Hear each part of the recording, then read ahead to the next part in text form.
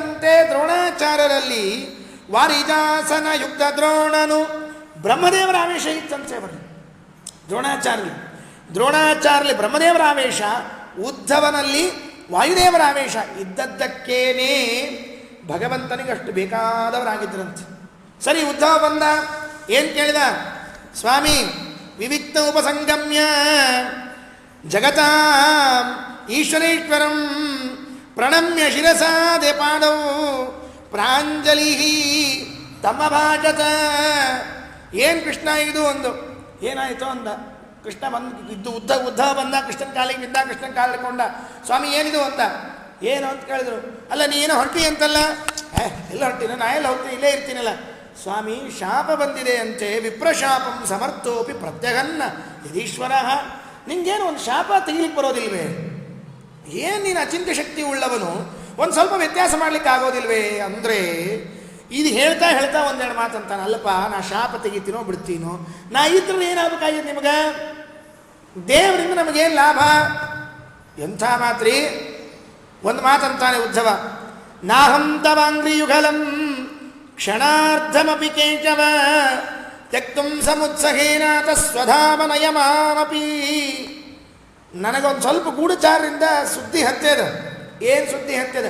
ಶಾಪ ಎಲ್ಲ ಯಾದವರಿಗೆ ಹತ್ತಿದ್ರು, ಉದ್ಧವನಿಗೆ ಹತ್ತುವುದು ಬೇಡ ಅಂತಿದೆ ಅಂತಲ್ಲ. ಯಾಕಪ್ಪ? ಎಲ್ಲ ಬ್ರಾಹ್ಮಣರು ಶಾಪಕ್ಕೆ ಗುರಿಯಾಗಿ ಎಲ್ಲ ಯಾದವರು ಹೋಗ್ತಾರಂತೆ, ನಾನು ಮಾತ್ರ ಹೋಗಬಾರ್ದ? ನಾನೇ ಕೇಳಿರ್ಬೇಕು. ನಿನ್ ಬಿಟ್ಟು ನಂಗೆ ಇರ್ಲಿಕ್ಕೆ ಆಗೋದಿಲ್ಲ, ಒಂದು ಕ್ಷಣವೂ ನಿನ್ ಬಿಟ್ಟು ನಾ ಇರೋದಿಲ್ಲ. ಸ್ವಧಾಮಪಿ ಮಾಮಪಿನಯ, ನಿನ್ನ ಮನೆಗೆ ನಾನು ಬರ್ತೇನೆ, ಕರ್ಕೊಂಡು ಹೋಗು. ಅಲ್ಲೋ, ಇಲ್ಲಿ ಇದ್ದು ಬಂದೇನು ಮಾಡ್ತೀನಿ? ನಿನ್ನ ಯಾವಾಗಲೂ ನಿನ್ನ ಕಥೆ ಕೇಳಿಕೊಂಡು ಆರಾಮವಾಗಿದ್ದೀನಿ ನೋಡು. ನಾನು ಒಂದು ಹೇಳ್ತೀನಿ ಕೇಳು. ನಾವು ಈ ಸಂಸಾರದಿಂದ ಪಾರಾಗಬೇಕು ಅಂದರೆ ನಿನ್ನ ಅನುಗ್ರಹ ಬೇಕು. ಎಷ್ಟು ಬೇಕು? ತ್ವಯೋಪಭುಕ್ತ ಸೃಗ್ಗಂಧ ವಾಸೋಲಂಕಾರ ಚರ್ಚಿತಾಗ ಉಚ್ಚಿಷ್ಟ ಭೋಜನೋ ದಾಸಾಗ ತವ ಮಾಯಾಂ ಜಗೇಮಗೀ. ನೋಡ್ರಿ, ಇದು ಮಾತು ಬಹಳ ಗಮನದ್ದು, ಎಚ್ಚರಿಟ್ಕೋಬೇಕಾದದ್ದು. ಉದ್ಧವ ಅಂತಾನೆ, ಸಂಸಾರದಿಂದ ಪಾರಾಗಬೇಕಲ್ಲ, ಅದಕ್ಕೆ ಏನೇನೋ ಮಹಾ ಯಾಗಗಳನ್ನು, ಯಜ್ಞವನ್ನು, ತಪಸ್ಸನ್ನು ಮಾಡಬೇಡ್ರಿ. ನಿಮ್ಮ ಕಡೆ ಆಗೋದಿಲ್ಲ, ಗೊತ್ತು ನಮಗೆ. ಶಾಸ್ತ್ರ ನಮಗೆ ಬೈತದೆ, ನಿಮ್ಮ ಕಡೆ ಆಗೋದಿಲ್ಲ, ಗೊತ್ತು. ಏನು ಮಾಡಬೇಕು? ಸರಳ ಕೆಲಸ. ಸ್ವಯ ಉಪಭುಕ್ತ ಸ್ರಕ ಗಂಧ ವಾಸ ಅಲಂಕಾರ ಚರ್ಚಿತ. ದೇವರ ನೈವೇದ್ಯ, ದೇವರ ನಿರ್ಮಾಲ್ಯ, ವೈಶ್ವದೇವ ಇಷ್ಟು ಊಟ ಮಾಡ್ಕೊಂಡು ತೊಗೊಂಡಿದ್ರೆ ಸಾಕು. ಬ್ಯಾರೆ ಏನು ಬೇಡ. ತ್ವಯಾ ಉಪಭುಕ್ತ ಸ್ರಕ, ಮಾಲೆ ಹಾಕ್ಕೊಳ್ರಿ, ನೀವೇ ಹಾಕ್ಕೊಳ್ರಿ, ದೇವರಿಗೆ ಎರ್ಸಿದ್ದು ಹಾಕ್ಕೊಳ್ರಿ. ಏನಾಯಿತು? ನಿಮಗೆ ಸಂಸಾರದಿಂದ ಪರಿಹಾರ ಆಗಲಿಕ್ಕೆ ಅವಕಾಶ ಆಯಿತು. ವಾಸ, ದೇವರು ಉಟ್ಕೊಂಡು ಬಟ್ಟೆ ಉಟ್ಕೊಳ್ರಿ, ಅವನಿಗೆ ಒಪ್ಪಿಸಿ ನೀವು ಉಟ್ಕೊಳ್ರಿ. ಅಲಂಕಾರ ಚರ್ಚಿತ, ದೇವರಿಗೆ ಗಂಧಲೇಪನ ಮಾಡ್ರಿ, ನೀವು ಗಂಧಲೇಪನ ಮಾಡಿಕೊಳ್ರಿ. ದೇವರ ನೈವೇದ್ಯ ಇಡ್ರಿ, ನೀವು ಊಟ ಮಾಡ್ರಿ. ಇದರಿಂದ ಏನಾಗುತ್ತೆ? ಸಂಸಾರದಿಂದ ಪರಿಹಾರ ಆಗತ್ತಂತೆ. ಇನ್ನೊಂದು ಭಾಷೆಗೆ ಹೇಳೋದಾದರೆ, ನಿತ್ಯ ನೀವು ನೆಟ್ಟಿಗೆ ಸಂಧ್ಯಾ ವಂದನೆ, ದೇವರ ಪೂಜಾ, ವೈಶ್ವದೇವ ನೈವೇದ್ಯ ಮಾಡ್ಕೊಂಡು ಊಟ ಮಾಡ್ಕೊಂಡಿದ್ರೆ ಸಾಕಂತ ಸಂಸಾರ ಪರಿಹಾರ ಆಗ್ತದೆ. ಇದನ್ನೂ ಬಿಟ್ಬಿಟ್ಟಿವಲ್ಲ, ಇನ್ನು ಕಥೆ ಏನು ಹೇಳ್ರಿ ನೋಡೋಣ. ನಮ್ದು ದೇವರ ಪೂಜೆ ಅಂದರೆ ಪೂಜಿ, ದೇವರ ಪೂಜೆ ಅಂದರೆ ಪೂಜಿ. ಯಾಕಪ್ಪ? ನಮ್ಗೆ ಆಶ್ಚರ್ಯ ಆಗಿದ್ದೇನು ಅಂದರೆ, ದೊಡ್ಡ ದೇವ್ರ ಪಟ್ಟಿಗೆ ಬಂದದ್ದು ನೋಡ್ರಿ ನಮ್ಮ ಮನೆಯಾಗ, ಎಲ್ಲರ ಮನೆಯಾಗ, ಕೆಲವ್ರನ್ಯಾಗ. ಯಾಕೆ ಬಂತು ದೊಡ್ಡ ದೇವ್ರ ಪಟ್ಟಿಗೆ ಅಂತ ಒಂಚೂರು ವಿಚಾರ ಮಾಡಿರಿ ನೀವೆಲ್ಲ. ದೊಡ್ಡ ದೇವ್ರ ಪಟ್ಟಿಗೆ ಅಂತ ಇದ್ದಿದ್ದೇ ಇಲ್ಲ ನಮ್ಮಲ್ಲಿ. ದೊಡ್ಡ ದೇವರು, ಸಣ್ಣ ದೇವರು, ಗಿಡ್ಡ ದೇವರು, ಉದ್ದ ದೇವರು ಅಂತ ಇಲ್ಲೇ ಇಲ್ಲ. ದೇವರು ಒಂದೇ. ಇದು ದೊಡ್ಡ ದೇವ್ರ ಪಟ್ಟಿಗೆ ಯಾಕೆ ಬಂತು?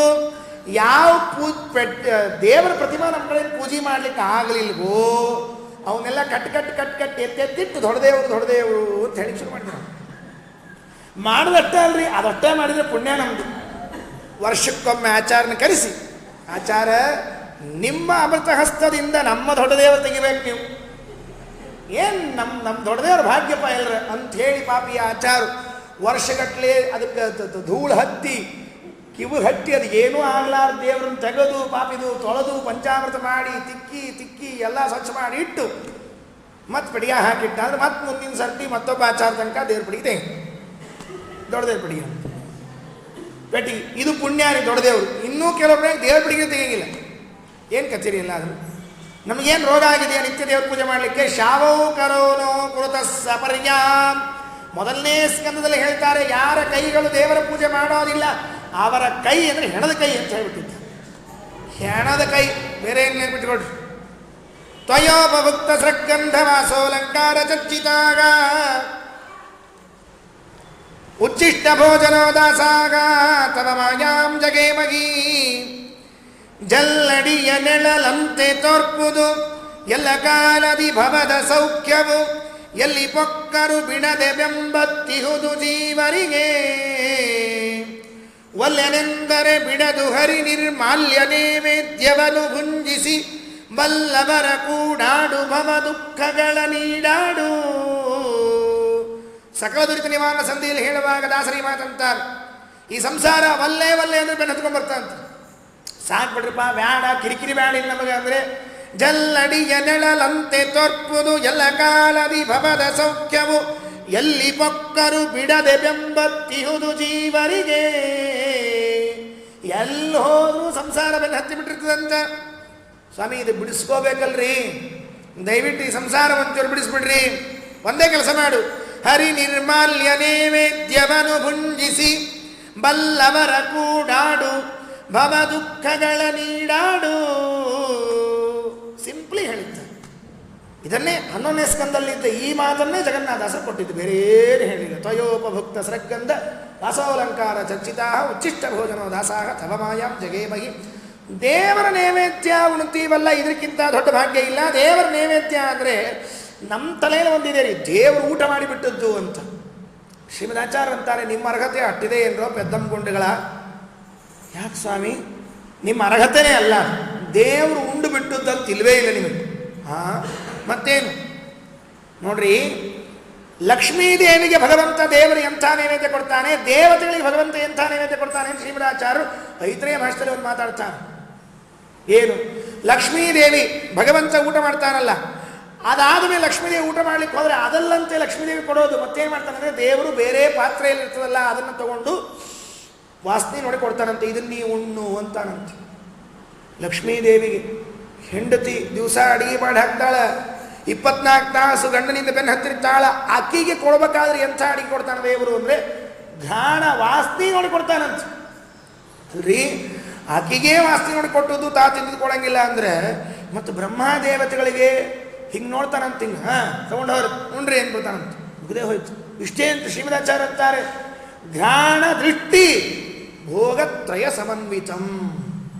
ತಾನು ಸ್ವಂತಕ್ಕೆ ಉಣ್ತಾನೆ, ಆ ಲಕ್ಷ್ಮೀದೇವಿ ಕೊಡಬೇಕಾದ್ರೆ ವಾಸ್ತಿ ನೋಡ್ತಾನೆ, ಇತರ ದೇವತೆಗಳಿಗೆ ಕೊಡಬೇಕಾದ್ರೆ ನೋಡಿ ಕಳಿಸ್ಬಿಡ್ತಾನೆ ಹೋಗಂತೇಳಿ.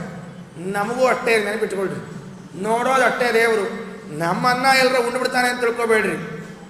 ನಮ್ಮನ್ನ ದೇವರು ಉಂಡುಬಿಟ್ರೆ ದೇವ್ರ ಕಥೆ ಏನ್ರಿ? ಎಲ್ಲಾದರೂ ವಿಚಾರ ಮಾಡಿರಿ. ಅಪ್ಪ, ಈ ದೇವ್ರ ನೈವೇದ್ಯ ಅನ್ನ ದೇವರೇ ಉಣ್ಬೇಕು. ನಿಜವಾಗ್ಲೂ ಕೂಡ ಮನುಷ್ಯರಂತೂ ಉಣ್ಣೋಂಗಿಲ್ಲ. ಯಾಕೆ ಹೇಳಿ ನೋಡಂತೆ, ಅದು ನೈವೇದ್ಯ ಪೂರ್ತೇಕಂತ ಒಂದು ಮಾಡಿರ್ತಾರ್ರಿ, ಪರಮಾದ್ಭುತ ಅಡಿಗೆ. ನಮಗಡಿಗೆ ಒಂದು ಬೇರೆ ಇರ್ತದೆ, ದೇವ್ರ ನೈವೇದ್ಯದ ಅಡಿಗೆ ಒಂದು ಬೇರೆ ಇರ್ತದೆ. ಅದು ಇಷ್ಟೊಂದು ಸಣ್ಣ ಭಾಂಡಿ ಇರ್ತದೆ, ಚಮಚ ಒಳಗೆ ಹೋಗಂಗಿಲ್ಲ, ಮುಂದಿಂದಲ್ಲ ಹಿಂದಿಂದ ಚಮಚ ಒಳಗೆ ಹೋಗಂಗಿಲ್ಲ. ಅಂಥ ಪಾತ್ರೆಯೊಳಗೆ ಅಡಿಗೆ ಮಾಡಿರ್ತಾರೆ. ಅದೇನ್ರಿ ದೇವ್ರು ಹೇಳ್ಬಿಟ್ಟಾರ, ಪಚಾಮ್ಯನ್ನಂ ಚತುರ್ವಿಧಂ ಅಂತ 4 ರೀತಿ ಅನ್ನ ಮಾಡಿರ್ತಾರಂತ ಒಂದು ಅನ್ನದೊಳಗೆ. ಏನ್ರಿ 4 ರೀತಿ ಅನ್ನ? ಮೇಲೆಲ್ಲ ಫುಲ್ಲು ನೀರಿಗಿಚ್ಚು ಮೇಲೆಲ್ಲ. ಸ್ವಲ್ಪ ತೆಳಗೆ ಹೋದರೆ ಹಂಜಕ್ಕಿ, ಇನ್ನೊಂಚೂರು ತೆಳಗೆ ಹೋದರೆ ಮುದ್ದಿ, ಫುಲ್ಲು ತೆಳಗೆ ಹೋದರೆ ಹೊತ್ತಿದ್ದು. ಅಹಂ ವೈಶ್ವಾನರೋ ಭೂತ್ವ ಪ್ರಾಣಿನಾಂ ದೇಹಮಾಕ್ಷಿತಃ ಪ್ರಾಣಾಪಾನ ಸಮಾಯುಕ್ತ ಪಚಾಮ್ಯನ್ನಂ ಚತುರ್ವಿಧಂ. 4 ರೀತಿ ಅನ್ನ ಮಾಡಿರ್ತಾರೆ. ಸಾಲದ್ದಕ್ಕೆ ದೇವ್ರ ನೈವೇದ್ಯಕ್ಕಂತ ಒಂದು ಅಕ್ಕಿ ಕಡ್ಲಿ ಬೇಳೆ ಪಾಯಸ ಬೇರೆ ಸೇರಿಸಿರ್ತಾರೆ. ಅದಕ್ಕೆ ಆ ಕಡ್ಲಿ ಬೇಳೆನೂ ಬಂದಿರಂಗಿಲ್ಲ, ಈ ಕಡೆ ಅಕ್ಕಿನೂ ಬಂದಿರಂಗಿಲ್ಲ. ಅದು ನೀರು ಹಾಲು ಅಂತೂ ಬೇಯೋದು ದೂರೇ ಉಳಿತು. ಇದನ್ನು ನೈವೇದ್ಯ ಮಾಡಿ ನಾವು ದಿವಸ ದೇವ್ರ ನೈವೇದ್ಯಕ್ಕೆ ಪ್ರತ್ಯೇಕ ಅಡುಗೆ ಮಾಡ್ತೀರಪ್ಪ, ಹಾಗೆಲ್ಲ ಮಾಡಂಗಿಲ್ಲ. ಮಾಡಿದ್ದು ನಾವು ಉಣ್ಣಂಗೆ ಇಲ್ಲ. ಅದನ್ನು ಹೊರಗೆ ಹಾಕಕ್ಕೆ ಹಾಕ್ಬಿಡೋದು ಗೋಗ್ರಾಸ ಅಂತ ಹೇಳಿ. ನಾವು ಉಂಡ್ರೆ ಕಥೆ ಏನು? ಅಲ್ರಿ, ನಾವೇ ಉಣ್ಣಂಗಿಲ್ಲ, ಇನ್ನು ದೇವ್ರು ಎಲ್ಲಿ ನೋಡ್ಬೇಕು ಹೇಳಿ ಅಂತ. ಹೋಗ್ಲಿ, ಇನ್ನೊಂದು ಕೇಳಿದ್ರೆ, ಅಕಸ್ಮಾತ್ ದೇವ್ರು ನಾವು ಮಾಡಿದ್ದು ಉಣ್ತಿದ್ದ ಅಂತಿದ್ರೆ ಯಾರ ಆಚಾರ ದೇವ್ರ ನೈವೇದ್ಯ ಇಟ್ಟು ಮುಸುಕ್ ಹಾಕೋತಿದ್ರೆ ಹೇಳಿ ನೋಡಂತ. ಒಬ್ಬರ ಆಚಾರ ಎಲ್ಲರೂ ಮುಸುಕ್ ಹಾಕೊಂಡಿರ್ತಾರೆ ಆಚಾರ ನೈವೇದ್ಯ. ಯಾಕೆ? ಕನ್ಫರ್ಮ್ ರೀ, ದೇವ್ರು ನಮ್ಮ ನೈವೇದ್ಯ ತೊಗೊಂಡು ಹೋಗಂಗಿಲ್ಲ. ತೊಗೊಂಡು ಹೋದ್ರೆ ನಮ್ಮನೆ ಆಗಿದ್ದು ಗಿಲಿ ತೊಗೊಂಡು ಹೋಗ್ಬೇಕು. ದೇವ್ರಂತರೂ ಏನೂ ತೊಗೊಳಂಗಿಲ್ಲ, ಸುಮ್ಮನೆ ಹಿಂಗೆ ನೋಡಿ ಬಿಡ್ತಾನ. ಅಷ್ಟೇ ಪುಣ್ಯ, ಅಷ್ಟಾದ್ರೇನೇ ಮೋಕ್ಷ ಆಗುತ್ತೆ ಅಂತ ನೆನ್ಪಿಟ್ಕೊಳ್ರಿ. ತ್ವಯೋಪಭುಕ್ತ ಸೃಗ್ಗಂಧ ವಾಸೋಲಂಕಾರ ಚರ್ಚಿತಾಗ ಉಚ್ಚಿಷ್ಟ ಭೋಜನ ದಾಸಾಗ ತವ ಮಾಯಾಂ ಜಗೇಮಹಿ ವಲ್ಲನೆಂದರೆ ಬಿಡದು ಹರಿ ನಿರ್ಮಾಲ್ಯ ನೈವೇದ್ಯವನು ಭುಂಜಿಸಿ ಬಲ್ಲವರ ಕೂಡಾಡು ಭವ ದುಃಖಗಳ ನೀಡಾಡು.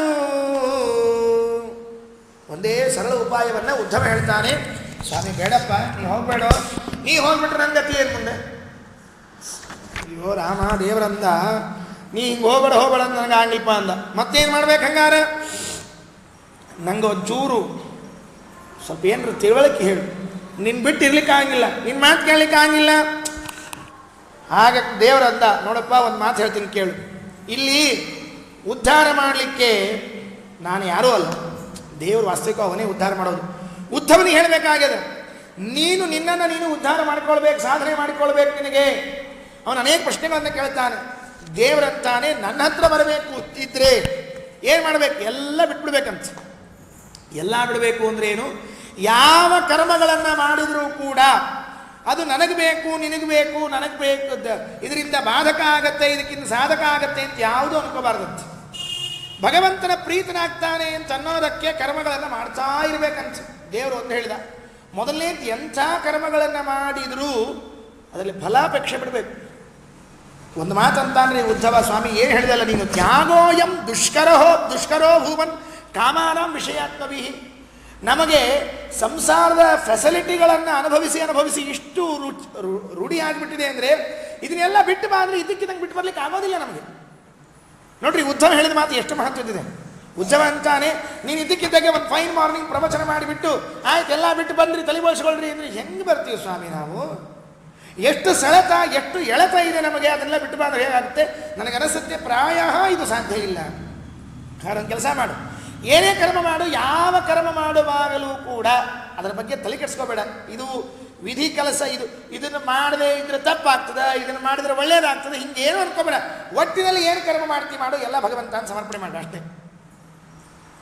ವಿಧಿಯನ್ನು ಮಾಡು, ನಿಷೇಧವನ್ನು ಮಾಡು. ದೋಷ ಬುದ್ಧಿಯ ಉಭಯಾತೀತೋ ನಿಷೇಧಾನ್ನ ನಿವರ್ತತೆ ಗುಣಬುದ್ಧ್ಯಾಚ ವಿಹಿತಂ ನ ಕರೋತಿ ಯಥಾ ಅರ್ಭಕಃ. ಚಿಕ್ಕ ಮಗು ಇರುತ್ತೆ, ಅದಕ್ಕೇನ್ರಿ ಪಾಪ ಅಮ್ಮನ ತೊಡೆ ಮೇಲೆ ಹೋಗ್ಕೊಡುತ್ತೆ, ಅಪ್ಪನ ತೊಡೆ ಮೇಲೆ ಹೋಗ್ಕೊಡುತ್ತೆ, ಯಾರು ವಿರೋಧ ಪಕ್ಷದವರು ಇದ್ದಾರೆ ಅವ್ರ ತೊಡೆ ಮೇಲೆ ಹೋಗ್ಕೊಡೋದು, ಅದಕ್ಕೇನು ಗೊತ್ತಾಗೋದಿಲ್ಲ. ಬೆಂಕಿನೂ ಮುಟ್ಲಿಕ್ಕೆ ಹೋಗುತ್ತೆ, ನೀರೊಳಗೂ ಕೈ ಆಡಿಸುತ್ತೆ, ಅದಕ್ಕೇನು ಗೊತ್ತಾಗಬೇಕು? ಹಾಗೆ ನಾವು ಯಾವ ಕರ್ಮಗಳನ್ನು ಮಾಡಿದ್ರು ಈ ಕರ್ಮ ಇದು ನೋಡ್ರಿ, ಶಾಸ್ತ್ರ ಹೇಳಿದ ಇದು ಮಾಡಬಾರ್ದಾಗಿತ್ತು, ಮಾಡಿಬಿಟ್ಟೆ, ಸಂಬಂಧ ಇಲ್ಲ. ದೇವರು ನಿನ್ನಿಂದ ಯಾವ ಕರ್ಮವನ್ನು ಮಾಡಿಸ್ಬೇಕಾಗಿದೆ ಮಾಡಿಸ್ಬಿಡ್ತಾನೆ. ಇದು ಸತ್ಕರ್ಮ, ಇದನ್ನು ಮಾಡಿದ್ರೆ ಫಲ ಬರುತ್ತೆ, ಮಾಡಬೇಕು, ಹಂಗೇನು ಮಾಡಿಬಿಡ. ಒಟ್ಟಿನಲ್ಲಿ ಕರ್ಮ ಮಾಡ್ತಾ ಇದ್ದೀಯಲ್ಲ, ಮಾಡುವಾಗ ಭಗವಂತನಿಗೆ ಸಮರ್ಪಣೆ ಮಾಡ್ತಾ ಇರುವಂತೆ. ಹೇಗೆ ಮಗುವಿನಂತೆ ಮಾನವಕ ತತ್ಫಲಗಳನ್ನು ಸಂಧಾನವಿಲ್ಲದೆ ಕರ್ಮಗಳ ಸ್ವೇಚ್ಛಾನುಸಾರದಿ ಮಡಿಮೋದಿಸುವಂತೆ ಪ್ರತಿದಿನದಿ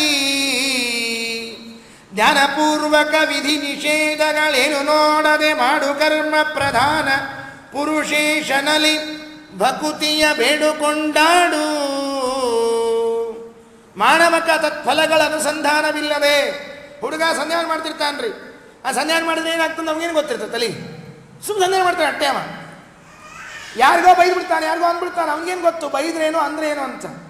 ಮಾನವಕ ತತ್ಫಲಗಳನ್ನು ಸಂಧಾನವಿಲ್ಲದೆ, ಅವನಿಗೇನು ಅನುಸಂಧಾನ ಇಲ್ಲದೆ ಹೇಗೆ ಕರ್ಮವನ್ನು ಮಾಡ್ತಾನಲ್ಲಪ್ಪ, ನೀನು ಅದೇ ರೀತಿಯಾಗಿ ಕರ್ಮವನ್ನು ಮಾಡು. ಕರ್ಮಕ್ಕೆ ತಲೆ ಕೆಡಿಸ್ಕೋಬೇಡ. ಇದರಿಂದ ಫಲ ಬಂತೋ ಬರಲಿಲ್ವೋ, ಹೋಯ್ತೋ ಹೋಗ್ಲಿಲ್ವೋ, ಪಾಪ ಬಂತೋ ಪುಣ್ಯ ಬಂತೋ, ಯಾವುದು ತಲೆ ಕೆಡಿಸ್ಕೋಬೇಡಪ್ಪ. ನೀನು ಕರ್ಮವನ್ನು ಚೆನ್ನಾಗಿ ಮಾಡ್ತಾ ಇರು ಅಂತ ಹೇಳ್ತಾ ಒಂದು ಮಾತು ಅಂತಾನೆ ಉದ್ಧವ ಅಂತಾನೆ, ಸ್ವಾಮಿ ಹೌದು, ಹಿಂಗೆ ಮಾಡು, ಹಿಂಗೆ ಬಿಡು, ಹಿಂಗಿರು ಅಂತ ಯಾರಾದರೂ ಒಬ್ರು ಹೇಳಬೇಕಲ್ಲ ನಮ್ಗೆ. ಇನ್ಯ ಸಂಸಾದಯಾಮಿ ಭಗವನ್ ಅನುಷಾಧಿವೃತ್ಯಂ. ದಯವಿಟ್ಟು ನಿನ್ನ ಸೇವಕ ನಾನು, ನನಗೆ ಉಪದೇಶ ಮಾಡ್ತೀಯಾ? ನಾನು ನಿನ್ನ ಉಪದೇಶ ಸಲುವಾಗಿ ಕಾಯ್ತಾ ಇದ್ದೀನಿ. ನೀನು ಉಪದೇಶ ಮಾಡಿದ್ರೇ ನಮಗೆ ಉದ್ಧಾರ ಇಲ್ಲೇ ಇಲ್ಲ. ಆಗ ಪರಮಾತ್ಮ ಹೇಳಿದ, ಇನ್ಯಾರ್ದೋ ಉಪದೇಶ ಕಟ್ಕೊಂಡು ನೀ ಏನು ಮಾಡ್ತೀಯೋ? ಆತ್ಮೈವ ಖ್ಯಾತ್ಮನೋ ಬಂಧುರಾತ್ಮೈವ ರಿಪುರಾತ್ಮನ ಬಂಧುರಾತ್ಮಾತ್ಮನಸ್ತಸ್ಯ ಏನಾತ್ಮೈವ ಆತ್ಮನಾಚಿತಃ. ನಿಮ್ಮನ್ನು ನೀವೇ ಉದ್ಧಾರ ಮಾಡ್ಕೋಬೇಕೆ ಹೊರತಾಗಿ ಇನ್ಯಾರೋ ಬಂದು ಉದ್ಧಾರ ಮಾಡ್ತಾರೆ ಅಂತ ಅನ್ಕೋಬೇಡ್ರಿ. ಕೃಷ್ಣ ಹೇಳಿದ ಎಚ್ಚರ ಇದೆ, ನೆನಪಿಟ್ಟುಕೊಳ್ರಿ. ಬಹಳ ವಿಚಿತ್ರವಾದ ಮಾತು. ಅಷ್ಟೊಂದು ನೋಡಪ್ಪ, ಇನ್ನೆಲ್ಲಕ್ಕಿಂತ ಈ ಮನುಷ್ಯ ಯೋನಿ ಇದೆಯಲ್ಲ, ಇದು ಬಹಳ ಪ್ರಿಯಕರವಾದದ್ದು ನನಗೆ. ಯಾಕೆ? ಇನ್ಯಾವ ಯೋನಿಯಲ್ಲೂ ನಾನು ತಿಳ್ಕೊಳ್ಳಿಕ್ಕಾಗೋದಿಲ್ಲ, ಮನುಷ್ಯ ಯೋನಿಯಲ್ಲಿ ಮಾತ್ರ ನಾನು ತಿಳ್ಕೊಳ್ಳಿಕ್ಕಾಗತ್ತೆ. ಸ್ವಾಮಿ ಅದೆಲ್ಲ ಸರಿ ಸ್ವಾಮಿ, ಒಂದು ಪ್ರಶ್ನೆ ಕೇಳ್ತೀನಿ. ಏನು? ನನಗೆ ಜೀವನದಲ್ಲಿ ಇದ್ದರೂ ಯಾವ ಕಾರಣಕ್ಕೂ ಈ ಸಂಸಾರ ನನ್ನನ್ನು ಬಂಧಿಸ್ಬಾರ್ದು. ಹಾಗಿರ್ಲಿಕ್ಕೆ ನನಗೇನಾದರೂ ಒಂದು ಉಪದೇಶ ಮಾಡು ಅಂತ ಕೇಳಿದ ಪರಮಾತ್ಮ. ಉದ್ಧವ ಅವನು ಕೇಳಿದ್ದೇನು ಅಂದರೆ, ನಮ್ಮನ್ನೆಲ್ಲ ದೃಷ್ಟಿಯಲ್ಲಿ ಇಟ್ಕೊಂಡಿದ್ದಾನೆ. ನಾವೆಲ್ಲ ಈ ಸಂಸಾರದಲ್ಲಿ ಒದ್ದಾಡ್ತಾ ಇದ್ದೀವಿ. ಒಂದು ಮಾಡಲಿಕ್ಕೆ ಹೋದರೆ ಒಂದು ಹೆಚ್ಚಾಗತ್ತೆ, ಮಾಡದೇ ಇದ್ದರೆ ಒಂದು ಕಡಿಮೆ ಆಗುತ್ತೆ. ಎಲ್ಲ ಇದ್ದರೂ ಏನೂ ತೊಂದರೆ ಆಗಿರಬಾರ್ದು. ಇದ್ದದ್ರೊಳಗೇ ಸಾಧನೆ ಮಾಡಿಕೊಂಡು ಹೋಗುವಂತೆ ವ್ಯವಸ್ಥೆ ಆಗಬೇಕು. ಅದಕ್ಕೆ ಏನು ಮಾಡಬೇಕು? ಉದ್ಧವ ಕೇಳಿದ್ದು ಬಹಳ ಚಂದ ಪ್ರಶ್ನೆ. ಅದು ಮನೆ ಅದ, ಮಠ ಅದ, ದುಡ್ಡದ, ಸಂಪತ್ತದ, ಹೆಂಡತಿ ಮಕ್ಕಳು, ಐಶ್ವರ್ಯ, ಅಧಿಕಾರ ಎಲ್ಲದ. ಇದು ಎಲ್ಲದರೊಳಗೆ ಇಟ್ಟುಕೊಂಡು ಸಾಧನೆ ಆಗ್ಬೇಕು ನಮಗೆ.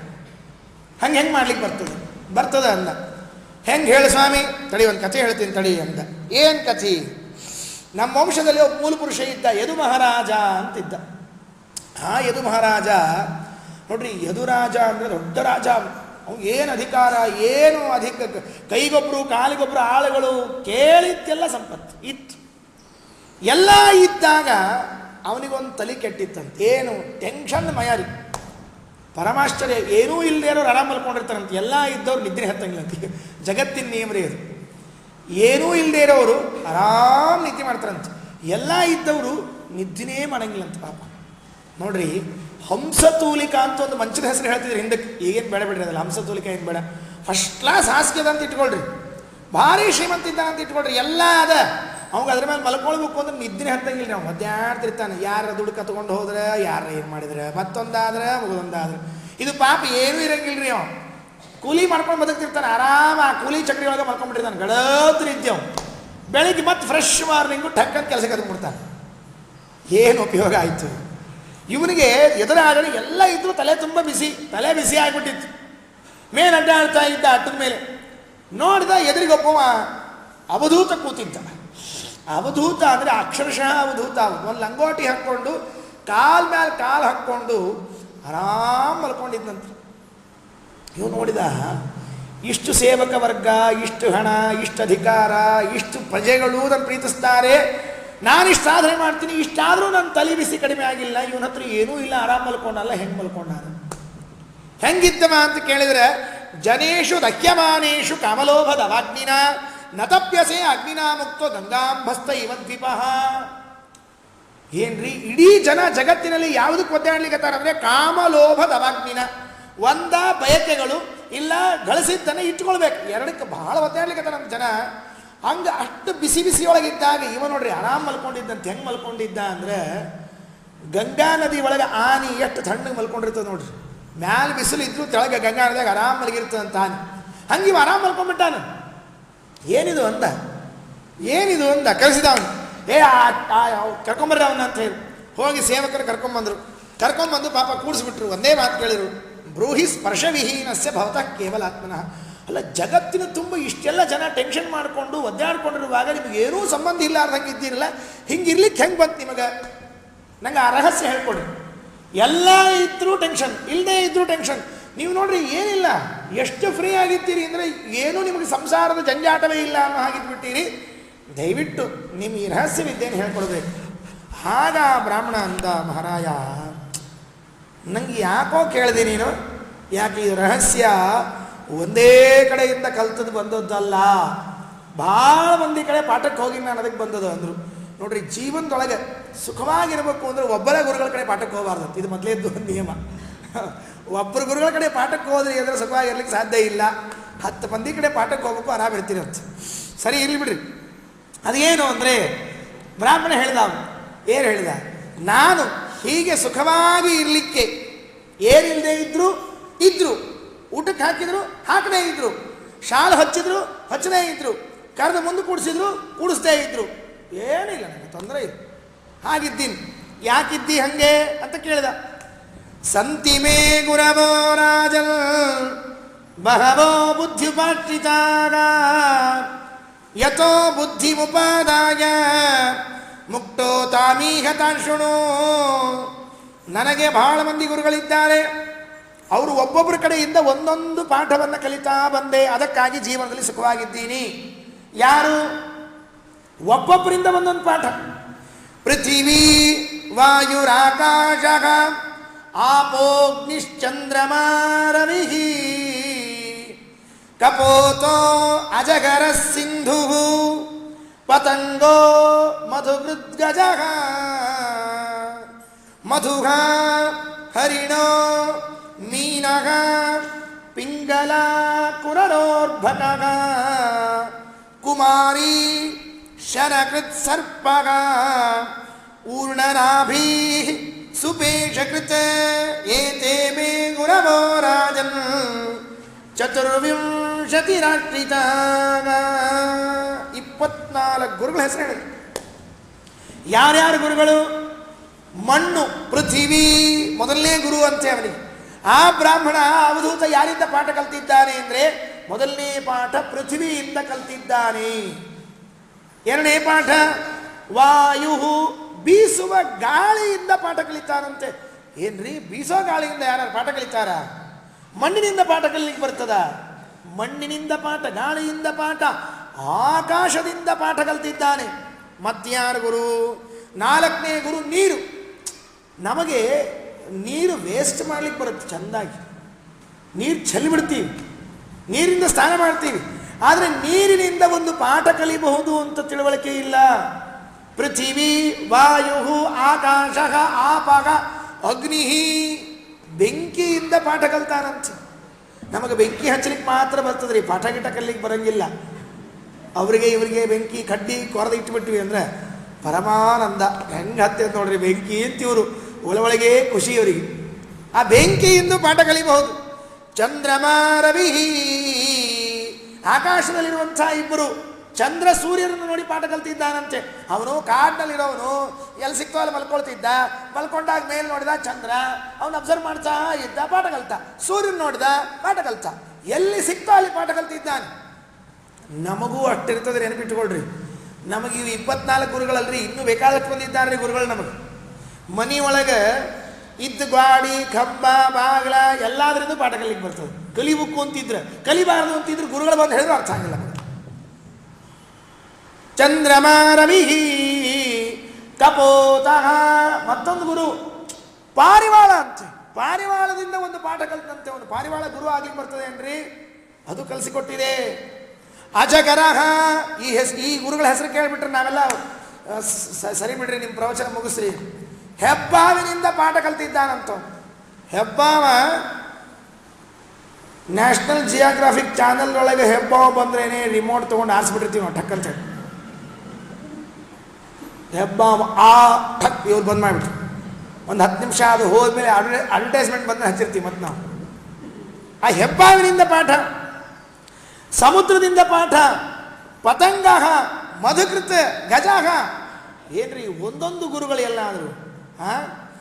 ದೀಪದ ಹುಳ, ಜೇನು ಹುಳ, ಆನಿ, ಜೇನುಗಾರ, ಜಿಂಕಿ, ಮೀನ, ಪಿಂಗಳ ಎಂಬ ವೇಶ್ಯೆಯಿಂದ ಪಾಠ ಕಲ್ತಿದ್ದಾರಂತೆ.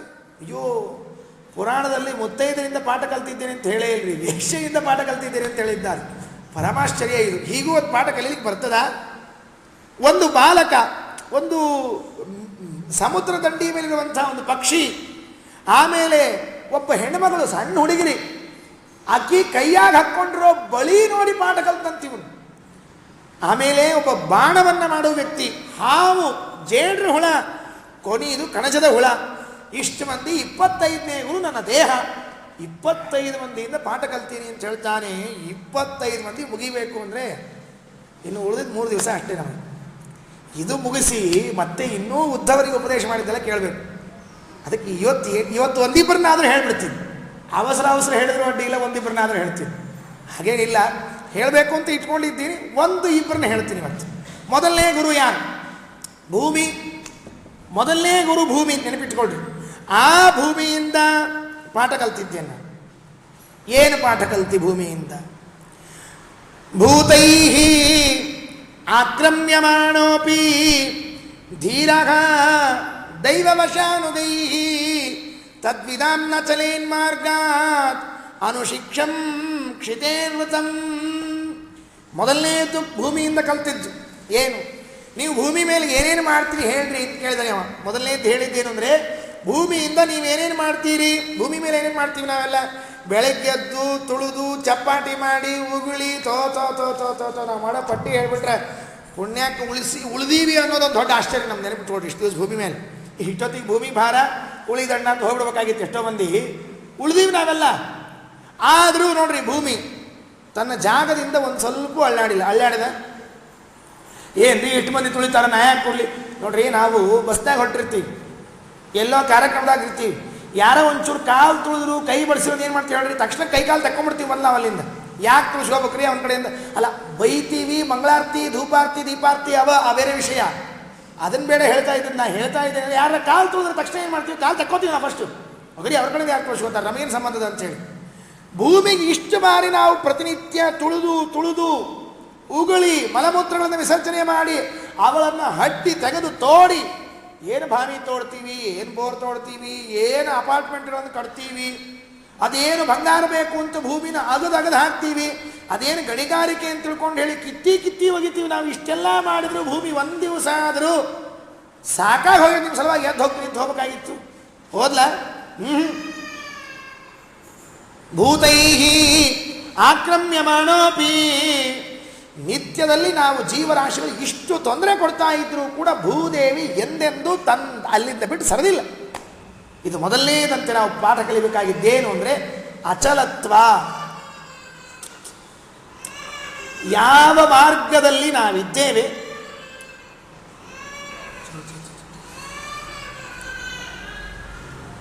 ಯಾವ ಮಾರ್ಗದಲ್ಲಿ ನಾವಿದ್ದೇವೆ ಆ ಮಾರ್ಗದಿಂದ ಬಿಟ್ಟು ಬೇರೆ ಮಾರ್ಗಕ್ಕೆ ಹೋಗೋ ಹಾಗಿಲ್ಲ. ನಮಗೆ ಚಲೋ ಅನ್ನಿಸ್ಬೋದು ಇನ್ನೊಬ್ಬರ ಮಾರ್ಗ ನೋಡಿದ್ರು, ಏನ್ರಿ ಎಷ್ಟು ಆರಾಮಿದ್ದಾರೆ ಲೌಕಿಕರು, ಸುಮ್ಮನೆ ನಾವೆಲ್ಲ ತಲೆ ಕೆಡಿಸ್ಕೊಂಡು ಏನೋ ಬಡಿ ಮೇಲಿಗೆ ಸಾಯ್ಕೊಂಡು ಕೂತೀವಿ. ನೋಡ್ರಿ, ಯಾರು ಒಬ್ಬರೇ ಹೆಂಗಿದ್ದಾರೆ, ನಮಗೆ ಇನ್ನೊಬ್ಬರು ನೋಡಿದಾಗ ಚೆನ್ನಾಗಿ ಅನಿಸ್ಬಹುದು ತಾತ್ಕಾಲಿಕವಾಗಿ. ನಮ್ಮ ವೃತ್ತವನ್ನು, ನಮ್ಮ ನಿಯಮವನ್ನು ಬಿಟ್ಟು ಆ ಕಡೆಗೆ ಹೋಗುವ ಅವಶ್ಯಕತೆ ಇಲ್ಲ. ಭೂಮಿ ಎಂದಾದರೂ ಬಿಟ್ಟು ಹೋಯ್ತಾ? ಒಂದು ದಿವಸ ಈ ಕಡೆಯಿಂದ ಆ ಕಡೆ ಆಗಲಿಲ್ಲ, ನೀವ್ಯಾಕೆ ಆಗ್ತೀರಿ? ಮಾಡಬೇಡ್ರಿ. ನಮ್ಮ ಧರ್ಮ, ನಮ್ಮ ಸಿದ್ಧಾಂತ, ನಮ್ಮ ಶಾಸ್ತ್ರಗಳು ಸರಿಯಾಗ ಯಾವ ಕಾರಣಕ್ಕೂ ಬಿಡಬೇಕು ಹೋಗಬೇಡಿ. ವಿಜಯಧ್ವಜ ತೀರ್ಥರು ಒಂದು ಮಾತಂದಿದ್ದಾರೆ, ಏನು ಅಂದರೆ, ಯಾರಿಗೆ ಭೂಮಿಯನ್ನು ನೋಡಿ ನಾವು ಹೆಂಗಿರ್ಬೇಕು ಹಂಗೆ ಇರಬೇಕು ಅಂತ ಅನಿಸ್ಬಿಡ್ತದೋ ಬೇಕಾದಂದ್ರೆ ಏನು ತಲೆ ಕೆಡ್ಸ್ಕೊಳಕ್ಕೆ ಹೋಗ್ಲಂತ ಅವ್ರು. ನಮ್ಮಲ್ಲಿ ಕೆಲವರು ಅಂತಿರ್ತಾರೆ, ಅದೇನು ಮಡಿ ಮಾಡ್ತೀರಿ ನೀವು, ಬರೇ ಏನು ಸಿಗ್ತದೆ ನಿಮಗೆ, ಎಷ್ಟು ಮಂದಿ ಅನ್ನಂಗಿಲ್ಲ ಹೇಳ್ರಿ ನೋಡಂತ. ಇದು ಬದೇ ಒಂದು ಮಡಿ ವಿಚಾರ ಅಲ್ಲ, ಎಲ್ಲದಕ್ಕೂ ಅಂತಿರ್ತಾರೆ. ಅದಕ್ಕೆ ಒಂದು ಮಾತಂದ್ರು, ತದ್ದೇ ಧೀರ ದೈವವಶಾನುಗೈ ತದ್ವಿದಾಂ ನ ಚಲೇತ್ ಮಾರ್ಗಾತ್ ಅನುಶಿಕ್ಷಂ ಶಿಖೇವಚಂ. ದೈವವಶದಿಂದ ಅವರು ಹಾಗೆ ಮಾತಾಡ್ತಾ ಇದ್ದಾರೆ. ಆಗಲಿ, ಏನು ತಪ್ಪದ, ನಾನು ಈ ಮಾರ್ಗದಲ್ಲೇ ಇರೋದು. ಅವರು ಯಾರೋ ಅಂದರು, ಇವ್ರು ಯಾರೋ ಅಂದರು ಅನ್ನೋದಕ್ಕಾಗಿ ನನ್ನ ಮಾರ್ಗವನ್ನು ನಾನು ಬಿಡುವುದಿಲ್ಲ. ಯಾವುದನ್ನು ಒಪ್ಪಿಕೊಂಡಿದ್ದೀನಿ ಕೊನೆಯವರೆಗೂ ಅದೇ ಮಾರ್ಗದಲ್ಲಿ ಇರ್ತೀನಿ. ಈ ವೃತ್ತವನ್ನು ಭೂಮಿಯಿಂದ ಕಲಿತೆ ನಾನು. ದೇವರು ಸರ್ವೋತ್ತಮ, ವಾಯುದೇವರು ಜೀವೋತ್ತಮರು, ಪಂಚವೇದ, ತಾರತಮ್ಯ, ಜಗತ್ ಸತ್ಯ, ಪ್ರತಿಯೊಬ್ಬರಿಗೂ ಅನಾದಿಯಾದ ಕರ್ಮಗಳು, ಭಿನ್ನ ಭಿನ್ನ ಕರ್ಮ, ಭಿನ್ನ ಭಿನ್ನ ಜೀವ. ಇದೇನು ಆಚಾರ್ಯರ ಸತ್ಸಿದ್ಧಾಂತದ ನಾವೇನು ಫಾಲೋ ಮಾಡ್ತಾ ಇದ್ದೀವಿ, ಇದು ಕರೆಕ್ಟಾಗಿ ಫಾಲೋ ಮಾಡ್ತೀವಿ. ಯಾರೋ ಹೇಳಿದ್ರು ವೈಜ್ಞಾನಿಕವಾಗಿ ಇಷ್ಟು ಮುಂದೆ ಹೋಗೇ ಜಗತ್ತು, ಸುಳ್ಳೆ ನೀವೆಲ್ಲ ಯಾಕೆ ತಲೆಗೆಡ್ಸ್ಕೊಂಡಿರಿ, ಏನಾಗಬೇಕಾಗ್ಯದ ಅಂತ ಅಂದ್ರು ಅಂತ ಇವ್ರು ಮಾರನೇ ದಿವಸನೇ ದೇವ್ರ ಪಡಿಗೆ, ಮುದ್ರಿ ಡಬ್ಬಿ, ಗೋಪಿಚನ್ನ ಎಲ್ಲ ಎತ್ತಿಟ್ಟು ಔಷಧಿವನ್ನು ಹತ್ಲಿಕ್ಕೆ ಹೋಗ್ಬಾರ್ದು ಬಿಟ್ಕೊಂಡ್ರು. ಅಲ್ಲ, ಭೂಮಿ ಮಾಡ್ಲಿಕ್ಕೆ ಬರ್ತಿದ್ದಿಲ್ಲ. ಹಾಗಾದರೆ ನಾವಿಷ್ಟು ದಿವಸ ಅಂದೀವಿ, ಬೈದೀವಿ, ತುಳಿದೀವಿ, ಹೊಡೆದೀವಿ ಅಂತ ಅನ್ನೋದಕ್ಕೆ ಭೂಮಿ ಬಿಟ್ಟು ಹೋಗ್ಬಿಡ್ಬೇಕಾಗಿತ್ತು. ಹೋಯ್ತಾ?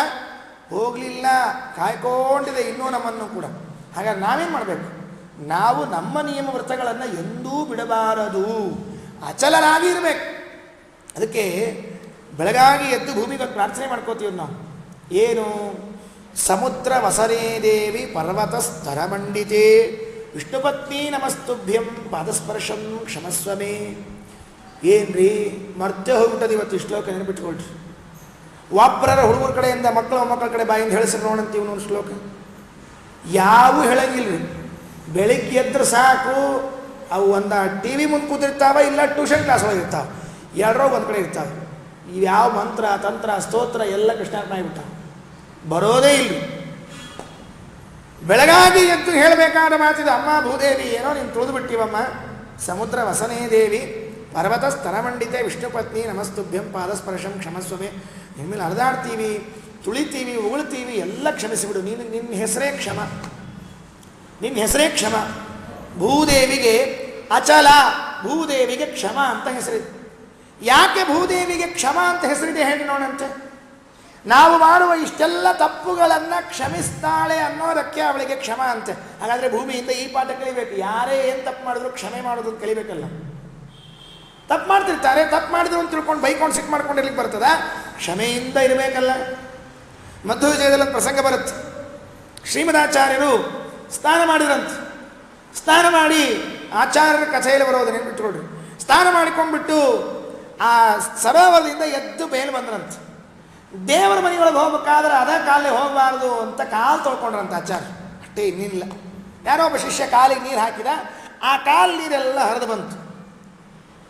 ಗುರುಚರಣ ಸರೋಜದ್ವಂದ್ವ ನಿರ್ಣಯ ಜನಾಂಭೋ ದದತಿ ಜನನಿಕಾಗೆ ಸರ್ವಮುರ್ವಿ ಗತಂಚ. ಎಲ್ಲರೂ ಆಚಾರ್ಯರ ಕಾಲು ತೊಳೆದ ನೀರು ಅಂತ ತಿಳ್ಕೊಂಡು ಹೇಳಿ, ಗುರುಚರಣ ಸರೋಜದ್ವಂದ್ವ ನಿರ್ಣಯ ಜನಾಂಭೋ ದದತಿ ಜನನಿಕಾಗೆ ಸರ್ವಮುರ್ವಿ ಗತಂಚ. ಆ ಭೂಮಿ ಮೇಲೆ ಬಿದ್ದು ನೀರೆಲ್ಲ ತಲೆ ಮೇಲೆ ಹಚ್ಕೊಂಡು ಶುರು ಮಾಡಿದ್ರು. ಆ ನಮ್ಮ ಆಚಾರ ಪಾದ ತೊಳೆದದ್ದು ನಮ್ಮ ಆಚಾರದು ಅಂತ ತಿಳ್ಕೊಂಡು ಹೇಳಿ, ಏನ್ರಿ ನಮ್ಮ ಸ್ವಾಮಿಗಳ ಪಾದ ಪೂಜಾ ಮಾಡಿದ ನೀರು ಬಿಟ್ಟರೆ ಉಳಿಸೋದಿಲ್ರಿ. ನಾವು ಹೆಂಗೆ ತಲೆ ಮೇಲೆ ಹಾಕೋತೀವಿ ಹೇಳಿ ನೋಡಂತ. ಸೊ ಕೊನೆಗೆ ನೀರು ಸಿಗಲಿಲ್ಲ ಅಂದರೆ ಆ ಪರಾತನ್ನಾದರೂ ಉಲ್ಟಾ ಮಾಡಿ ತಲೆ ಮೇಲೆ ಹಚ್ಕೊಂಡವ್ರು ಇರ್ತಾರೆ ಪಾಪ ಎಷ್ಟೋ ಮಂದಿ. ನಮ್ಮ ಸ್ವಾಮಿಗಳ ನಮಗೆ ಅಷ್ಟು ವಿಶ್ವಾಸ, ಭಕ್ತಿ, ಶ್ರದ್ಧೆ ನಮ್ಮ ಸ್ವಾಮಿಗಳ ಮೇಲೆ ಇಟ್ಟಿದ್ರೆ ಜೀವೋತ್ತಮರಾದ ವಾಯುದೇವರ ಮೇಲೆ. ಗುರುಚರಣ ಸರೋಜದ್ವಂದ್ವ ನಿರ್ಣಯ ಜನಾಭೋ ದದತಿ ಜನನಿಕಾಗೆ ಸರ್ವಮುರ್ವಿ ಗತಂಚ. ಆಚಾರ್ಯಂತರೂ ನೆಲದ ಮೇಲೆ ತೊಳ್ಕೊಂಡಿದ್ರು. ಅಲ್ಲೇ ದೇವರ ಗುಡಿ ಹೊರಗೆ, ಗುಡಿಯೊಳಗೆ ಹೊರಗೆ ಅದು ಭೂಮಿ ಮೇಲೆ ಹರಿತಾ ಇತ್ತಂತೆ. ಭೂಮಿ ಮೇಲೆ ಒಂದು ಹನಿ ನೀರು ಬಿಡಲಾರ್ದಂಗೆ ಎಲ್ಲ ತಗೊಂಡು ಹಲ್ಕೊಂಡ್ಬಿಟ್ರಂತೆ. ಭೂದೇವಿಗೆ ಇಷ್ಟು ಸಿಟ್ಟು ಬಂತಂತೆ. ಅವನಿರನಭಿನಂದಿನ್ಯಪ್ಯದಶ್ಚ ಕ್ಷಮೇಸೌ. ಏನು ಸಿಟ್ಟ್ರಿ ಭೂಮಿದೇವಿಗೆ, ಎಂಥ ಪಾಪಿಗಳು ನೀವೆಲ್ಲ. ನಮ್ಮ ಆಚಾರ್ಯರು ಪಾದ ತೊಳ್ಕೊಂಡಿದ್ದಾರೆ, ಒಂದು ಹನಿ ನೀರು ನನ್ನ ಮೇಲೆ ಬಿಡ್ತಿಲ್ಲಲ್ಲೋ ನೀವು ಅಂತ ಸಿಟ್ಟು ಮಾಡ್ಕೊಂಡ್ಲಂತ. ಒಮ್ಮಿಂದ ಮೇಲೆ ಪಿತ್ತ ನೆತ್ತಿಗೆ ಆಗಿದ್ದು ಟೈ ಅಂತ ಹೇಳ್ಬಿಡ್ತೀರಿ ಅವರು. ಯಾಕೆ? ಕಥಮಪಿ ಕಥಮೇವ ಸ್ಯಾತ್ ಕ್ಷಮಾಖ್ಯಾನ್ಯಥಾ ಸ್ಯಾಗ. ಒಂದೊಮ್ಮೆ ನಾ ಸಿಟ್ಟು ಮಾಡಿಕೊಂಡು ಇವ್ರಿಗೇನಾದರೂ ಮಾಡಿಬಿಟ್ಟೆ ಅಂದರೆ ಆಗ ನನಗೊಂದು ಹೆಸರದ ಕ್ಷಮಾ ಕ್ಷಮಾ ಅಂತ ಹೆಸರದ. ಆ ಹೆಸರಿಗೆ ತೊಂದರೆ ಬರ್ತದೆ, ಬೇಡ ಅಂತ ಸುಮ್ಮನೆ ಕೂತ್ಲಂತ. ಭೂದೇವಿಗೆ ಇನ್ನೊಂದು ಹೆಸರೇನು? ಕ್ಷಮಾ. ಎಷ್ಟು ಕ್ಷಮಿಸ್ತಾಳೆ, ಎಷ್ಟು ನಮ್ಮ ಪಾಪಗಳನ್ನು, ಎಷ್ಟು ನಮ್ಮ ತೊಂದರೆಗಳನ್ನು. ಇಷ್ಟೆಲ್ಲ ಆದರೂ ಕೂಡ ನಾವು ಮಾಡಿದ ಅಪರಾಧಗಳನ್ನು ನೋಡಿಯೂ ಸುಮ್ಮನೆ ಇದ್ದಾಳಲ್ಲ, ಅದು ಒಂದು ವೃತ. ಅಚಲತ್ವ ಅಂತ ಒಂದು ವೃತ, ಚಲಿಸಬಾರ್ದಂತ. ದಾಸರು ಹೇಳುವಾಗ ಒಂದು ಮಾತಂತಾರೆ, ವನಧಿವಸನೇ ವರಾತ್ರಿ ನಿಚಯಸ್ತನ ವಿರಾಜಿತೆ ಚೇತನ ಚೇತನ ವಿಧಾರಕೆ ಗಂಧರ ಸ್ವರೂಪಾದಿ ಗುಣ ವಪುಷೇ ಮುನಿಕುಲೋತ್ತಮ ಕಶ್ಯಪನ ನಿಜ ತನುಜೆ ನಿಜಗಾನಮಿಪೆ ಎನ್ನವ ಗುಣಗಳೆಣಿಸದೆ ಪಾಲಿಪುದು ಪರಮಾತ್ಮನ ಅರ್ಧಾಂಗಿ ಧರಣಿ ಜನನಿ ತ್ವತ್ಪದಾಬ್ಜಕ್ಕೆ ಎರಗಿ ಭಿನ್ನೈಸುವೆನು ಪಾದಸ್ಪರ್ಶ ಮೊದಲಾದ ಕಿಲ ದೋಷಗಳೆಣಿಸುದಿರು ಎಂದೆಂದು ನಾವು ಮಾಡುವಂಥ ತಪ್ಪುಗಳನ್ನು ಎಣಿಸ್ಬೇಡ, ಕ್ಷಮಿಸಮ್ಮ ಅಂತ ಕೇಳಿಕೊಂಡಿದ್ದ. ಇಷ್ಟು ಭೂಮಿಯಿಂದ ಅವಧೂತ ಕಲಿತ ಪಾಠ ಯಾವುದು? ಮೊದಲನೆಯದ್ದು ಅಚಲತ್ವ. ನಾವು ಯಾವ ಸಿದ್ಧಾಂತವನ್ನು, ಯಾವ ಧರ್ಮವನ್ನು, ಯಾವುದನ್ನು ಒಪ್ಪಿಕೊಂಡಿದ್ದೇವೆ ಅದನ್ನು ಸರಿಯಾಗಿ ಫಾಲೋ ಮಾಡಬೇಕು. ದೇವರಿದ್ದಾನೆ ಅಂತ ಒಪ್ಪಿಕೊಂಡಿರೋರು ನಾವು. ನಾಸ್ತಿಕರು ನಾಲ್ಕು ಜೊತೆ ಸೇರಿದ್ರು ನಮ್ಮ ಜೊತೆಗೆ ಅಂದರೆ ಹೇಳಿ ದೇವರ ಸುಸುಳೆ ಎಲ್ಲರ ಅಂತ ಅಂದುಬಿಟ್ರು ಅಂತ ಅವ್ರು ಆರಾಮಿರೋದು ನೋಡಿ, ಅವ್ರು ಅಂದದ್ದು ನೋಡಿ ಅವರು ಒಳಗಾಗಿ, ಸೆಳೆತಕ್ಕೆ ಒಳಗಾಗಿ ಹೋಗಿಬಿಡಬಾರ್ದು. ನಮ್ಮ ಧರ್ಮವನ್ನು ನಾವು ಪರಿಪಾಲನೆ ಮಾಡಿಕೊಂಡಿರಬೇಕು. ಒಂದು ವೃತ್ತ. ಎರಡನೇದು ಕಲಿತೆ ಏನು? ಶಶ್ವತ್ ಪರಾರ್ಥ ಸರ್ವೇಗಾಂ ಪರಾರ್ಥ ಏಕಾಂತ ಸಂಭವಂ ಸಾಧುಗೋ ಶಿಕ್ಷೇತ ಭೂಮಿಶ್ಚ ಅನುಶಿಕ್ಷಂ ವೃತಾಂತರಂ. ಏನು ನಮ್ಮ ಕಡೆ ವಸ್ತು ಅದಲ್ಲ, ಆ ವಸ್ತು ಎಲ್ಲ ಇನ್ನೊಬ್ಬರು ಉಪಯೋಗಕ್ಕಾಗಿ ಅಂತ ತಿಳ್ಕೊಬೇಕಂತ. ಇದೊಂದು ಸ್ವಲ್ಪ ಕಷ್ಟದ, ಸ್ವಲ್ಪ ಕೇಳಲಿಕ್ಕೆ ಕಷ್ಟ, ಮಾಡಲಿಕ್ಕಲ್ಲ ಕೇಳಲಿಕ್ಕೆ ಕಷ್ಟ. ಏನ್ರಿ ನೀವು ಹೇಳಿದ್ದು? ನಮ್ಮ ಹತ್ರ ಏನೇನು ಸಾಮಾನವ ಎಲ್ಲ ಇನ್ನೊಬ್ಬರು ಯೂಸ್ ಮಾಡಲಿಕ್ಕೆ ನಾವ್ಯಾಕ್ರಿ ತರಬೇಕು? ತಲೆ ಕೆಟ್ಟಿಲ್ವ ನಮಗೆ? ಅದಕ್ಕೆ ಅವಧೂತ ಅಂತಾರೆ, ಅಲ್ಲ ಭೂಮಿ ನೋಡ್ರಿ ಎಷ್ಟು ಚೆಂದಾಗಿ ವರ್ಷಕ್ಕೆ 2 ಬಾರಿ ಬೆಳೆ ಕೊಡುತ್ತೆ. ಈಗ ಕಲಿಯುಗದಲ್ಲಿ ಮೊದಲಿಗೆ 5 ಬಾರಿ 7 ಬಾರಿ ಕೊಡ್ತಿತ್ತು ಅಂತ ಪುರಾಣದಲ್ಲೆಲ್ಲ ಉಂಟು, ಇರುವಂತಾಕೆ 2 ಬಾರಿ ಬೆಳೆ ಕೊಡುತ್ತೆ. ನೀವು ಹಾಕಿದ ಬೀಜಗಳನ್ನು ಚೆಂದಾಗಿ ಫಲವತ್ತಾಗಿ ಮರ ಮಾಡಿ, ಮಾವಿನ ಮರವೋ, ಸೇಬಿನ ಮರವೋ, ದ್ರಾಕ್ಷಿ ಮರವೋ ಎಲ್ಲ ಮಾಡಿ ನಿಮಗೆ ತಿರುಗಿಸಿ ಕೊಡ್ತದೆ. ಎಂದಾದರೂ ಒಂದು ದಿವಸ ಭೂಮಿ ಬೀಜ ನುಂಗ್ ಹಾಕ್ಕೊಂಡು ನಂದಿದು ನಾನು ಬೆಳೆಸಿದ ಗಿಡ ನೀವ್ಯಾಕೆ ಹಣ್ಣು ಮುಟ್ಲಿಕ್ಕತ್ತೀರಿ ಅಂತೇನ್ರ ಅಂದದ ನಮಗೆ? ಹೇಳಿ ನೋಡಂತ ಮಾವಿನ ಹಣ್ಣಿನ ಗಿಡಕ್ಕೆ ಕೈ ಹಾಕ್ಲಿಕ್ಕೆ ಹೋಗೋಣ, ಭೂಮಿ ಗೆಡ್ಡಿ ಗೆವ್ ಅನಿಸೋಣ, ಹೆಂಗೆ ಅನಿಸ್ತದೆ? ನಂದದ ಗಿಡ ಅನ್ನಬೇಕಾಗಿತ್ತು. ಇಲ್ಲಿಲ್ಲ, ತಗೊಳ್ಳೋ, ನಿನ್ನ ಸಲುವಾಗಿ ಇಟ್ಟೀನಿ. ಭೂಮಿಯಿಂದ ಕಲಿತ ಪಾಠ ಏನು ಅಂದರೆ, ನಮಗೇನು ದೇವರು ಐಶ್ವರ್ಯವನ್ನು ಸಂಪತ್ತನ್ನು ಕೊಟ್ಟಾನ, ಯಾರಿಗೆ ಇಲ್ಲವೋ ಅವರ ಜೊತೆಗೆ ಹಂಚಿಕೊಂಡಿರ್ಲಿಕ್ಕೆ ಕೊಟ್ಟಿದ್ದಾನೆ ದೇವರು. ಯಾರಿಗೆ ಇಲ್ಲ ಅವರಿಗೆ ಹಂಚಲಿಕ್ಕೆ ತಾನೇ ಕೊಟ್ಟದ್ದು. ನಮಗೆ ಯಾಕೆ ಕೊಟ್ಟಾನ ಹೇಳಿ ನೋಡೋಣ ದೇವರು? ನಮಗೆ ಯಾಕೆ ಕೊಟ್ಟಾನಂದ್ರೆ ಅವನಿಗೆ ಕೊಡುವಂತ ಕೊಟ್ಟಾನ್ರಿ. ನಾವೇನು ತಿಳ್ಕೊಂಡಿವಿ ಅಂದರೆ ಅವನ ಕಡೆ ಇಲ್ಲ, ನನ್ನ ಕಡೆ ಮಾತ್ರ ಅದು ನನಗಟ್ಟೆ ಅಂತ ತಿಳ್ಕೊಂಡಿದ್ದೀವಂತ. ಅಲ್ರಿ, ದೇವ್ರು ಕೊಟ್ಟದ್ದು ಅದಕ್ಕಲ್ಲ. ದೇವ್ರು ನಮಗೆ ಕೊಟ್ಟದ್ದು ಯಾಕಂದ್ರೆ ಅವನಿಗೆ ಕೊಡುವಂತ ಕೊಟ್ಟಾನ್ರಿ, ನಾವು ಮರ್ತು ಬಿಟ್ಟಿವ್ರಿ. ಭೂಮಿ ಕಲಿತ ಪಾಠ ಏನು ಅಂದರೆ, ಸ್ವಂತಕ್ಕೆ ಉಪಯೋಗ ಮಾಡುವಕ್ಕಿಂತ ಇನ್ನೊಬ್ಬರಿಗೆ ಕೊಡುವಾಗ ಆಗುವ ಆನಂದ ಇದೆಯಲ್ಲ, ಅದು ಪರಮಾನಂದ ಇರ್ತದಂತೆ. ಅದು ಮನೆಯಲ್ಲಿ ಹೆಣ್ಮಕ್ಳಿಗೆ ಚೆನ್ನಾಗಿ ಗೊತ್ತಿದೆ, ಗಂಡಸರಿಗಿಂತ ಹೆಣ್ಮಕ್ಳಿಗೆ ಇದು ಚೆನ್ನಾಗಿ ಗೊತ್ತಿದೆ. ಪಾಪ ಈ ಅಡುಗೆ ಮಾಡಿ ಊಟ ಮಾಡ್ತಿರ್ತಾರೆ ನೋಡ್ರಿ, ಆ ಹೆಣ್ಮಕ್ಳು ಮೊದಲು ಎಲ್ಲ ಊಟಕ್ಕೆ ಕೂತವರಿಗೆ ಚಂದ ಹೊಟ್ಟೆ ತುಂಬ ಬಡಿಸ್ಬಿಡ್ತಾರೆ, ಹೊಟ್ಟೆ ತುಂಬ ಬಡಿಸ್ಬಿಡ್ತಾರೆ. ಅವರು ತಿಂದು ಎಲೆ ಮೇಲೆ ಚೆಲ್ಲಿದ್ರೂ ಪರವಾಗಿಲ್ಲ, ಹಾಕ್ಬಿಡ್ತಾರೆ, ಅಷ್ಟು ಹಾಕ್ಬಿಡ್ತಾರೆ, ಚಲಿಸೋದಿಲ್ಲ, ವಿಷಯ ಬೇರೆ. ಹೊಟ್ಟೆ ತುಂಬ ಹಾಕ್ತಾರೆ. ಹಾಕಿ ಆದಮೇಲೆ ಈ ಗಂಡಂದ್ರು ಊಟ ಮಾಡಿ ಕೈ ತೊಳ್ಕೊಂಡು ಎಲಡಿಕೆ ಹಾಕ್ಕೊಂಡು ಹಾಗೆ ಹಿಂಗೆ ಹಾಸಿಗೆ ಮೇಲೆ ಉಳ್ಳಿಬಿಟ್ಟು ಮುಗಿದು ಹೋದ್ರಿ. ಆ ಕಡೆ ಹೆಂಡತಿ ಉಂಡ್ಲೋ ಸತ್ಲೋ ಕೇಳಿಸ್ಬೇಕು ಹೋಗ್ಲಿ. ಒಂದು ಸಾರ್ತಿ ಅಡುಗೆ ಮನೆಗೆ ಹೋಗ್ಬರ್ರಿ, ಒಂದು ಸಾರ್ತಿ ಅಡುಗೆ ಮನೆಗೆ ಹೋಗ್ಬರ್ರಿ. ಆ ಹೆಣ್ಣುಮಗಳು ಏನು ಉಣ್ತಿರ್ತಾಳೆ ಅಂದರೆ, ಪಾತ್ರೆಯಲ್ಲಿ ಉಳಿದು ಕೊನೆ ಹೊತ್ತಿದ ಅನ್ನ, ಅದು ಯಾವುದೋ ಕೊನೆ ಎಣ್ಣೆ ಒಳಗೆ ಕರೆದ ಹಸಿ ಬಿಸಿಯಾದ ಬುರುಬುರಿಯೋ ಬೇರೆ ಇದ್ದ ಚಪಾತಿಯೋ ಕೊನೆದು ಹಾಕ್ಕೊಂಡಿರ್ತಾಳೆ. ಅಷ್ಟೇ ಪ್ರೀತಿಯಿಂದ ಉಣ್ತಿರ್ತಾಳೆ ಅವಳು. ಯಾಕೆ? ನಾನು ಅನ್ನೋಕ್ಕಿಂತ ಮನೆಯಲ್ಲಿರೋರು ಉಂಡುಬಿಟ್ರೆ ಅಷ್ಟು ಆನಂದ. ಎದುರಿಗಿರೋ ವ್ಯಕ್ತಿ ಊಟ ಮಾಡಿಬಿಟ್ರೆ, ಮನೆಯಲ್ಲಿರೋ ಗಂಡನ ಮಗನ ಬಂದ ಅತಿಥಿಗಳೋ ಊಟ ಮಾಡಿದ್ರೆ ಅವ್ರಿಗೇನು ಆನಂದ ಆಗುತ್ತಲ್ಲ. ತಾವು ಭಕ್ಷ್ಯ ಭೋಜ್ಯ ಮಾಡ್ಕೊಂಡು ನೋಡ್ರಿ, ಅಕಸ್ಮಾತ್ ಮನೆಯಲ್ಲಿ ಗಂಡ ಊರಲ್ಲಿ ಇರಲಿಲ್ಲ, ಮಕ್ಕಳು ಊರಲ್ಲಿ ಇಲ್ಲ ಅಂತ ಇಟ್ಕೊಳ್ರಿ, ಅವ್ರು ಹೆಣ್ಮಕ್ಳು ಅಡುಗೆನೇ ಮಾಡ್ಕೊಳಕ್ಕೆ ಹೋಗಿಲ್ಲ. ಒಬ್ಬರ ಮಾಡ್ರೆ ಹೇಳಿ ನೋಡಂತ, ಅವ್ರಿ ಎಲ್ಲಿ ಮನೆಯಾಗ ಯಾರು ಸುಳ್ಳು ನಾವೇನು ಮಾಡ್ಕೋ ಅಲ್ಲವಾ, ನೀ ಇದ್ದೀಯಲ್ಲ, ನಾ ಅವಲಕ್ಕಿ ತಿನ್ಕೊಂಡಿರ್ತೀನಿ ಬಿಡಿ. ಅವಲಕ್ಕಿಗೂ ರೆಡಿ. ಯಾಕೆ? ಇನ್ನೊಬ್ಬರಿಗೆ ಹಾಕಿದಾಗ, ಇನ್ನೊಬ್ಬರು ತಿಂದಾಗ ಆಗುವ ಆನಂದ ನಾವು ತಿಂದಾಗ ಅಷ್ಟು ಆನಂದ ಆಗೋದಿಲ್ಲ. ಭೂಮಿ ಏನು ಕಳಿಸಿಕೊಟ್ಟಿದೆ? ಭೂಮಿ ಬೆಳೆಗಳನ್ನು ಬೆಳೆದು, ಹಣ್ಣುಗಳನ್ನು ಕೊಟ್ಟು, ಔಷಧಿಗಳನ್ನು ಕೊಟ್ಟು, ಮುತ್ತುರತ್ನಗಳನ್ನು ಕೊಟ್ಟು, ನೀವು ಸುಖವಾಗಿರೋ, ನಾನಲ್ಲೋ. ಅಲ್ಲಪ್ಪ, ನೀನಿಷ್ಟು ಎಲ್ಲ ಸಂಪತ್ತು ಇಟ್ಕೊಂಡಿದ್ದೀಯಲ್ಲ ನಮ್ಮ ಸಲುವಾಗ. ಶ್ರೀಮದ್ ಆಚಾರ್ಯ ಅಂತಾರೆ, ಹೌದು, ದೇವರು ನಮ್ಗೆ ಐಶ್ವರ್ಯ ಕೊಟ್ಟರೆ ಕೊಡು ಅಂತ ಇಸ್ಕೋಬೇಕಂತ.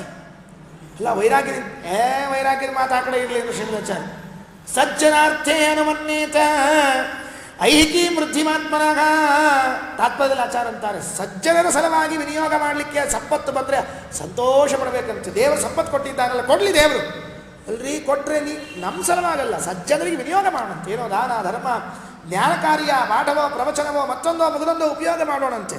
ಸಜ್ಜನಾರ್ಥೇ ಅನುಮನ್ಯೇತ ಐಹಿಕಿ ವೃದ್ಧಿಮಾತ್ಮನಾಗ. ನೋಡ್ರಿ, ಎಷ್ಟು ಆಶ್ಚರ್ಯ ಇದೆ, ಎಷ್ಟು ಆಶ್ಚರ್ಯ.